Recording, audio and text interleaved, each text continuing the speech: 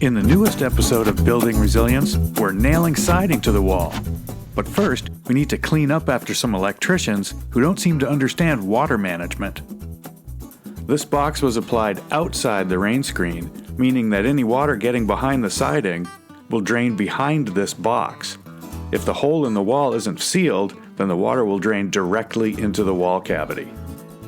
Lo and behold, there's no flashing or water management. So we need to put this box behind the rain screen and seal it to the wall. The rain screen goes over the flashing, and Joseph boxes out the junction box with J-channel. He runs back to running siding up the wall. Now we can slap up some of that panel and channel which we've covered in the past, but this time we're bending our own channels instead of buying them. So we make this out of 3 parts. There's a receiver part in the back that's shaped like a corner with 2 little receiver ends. And then this is a J-channel and that's a J-channel that slide into that. And then the panel's recessed behind it. And there's 9 minutes of that on the next Building Resilience from Pro Tradecraft.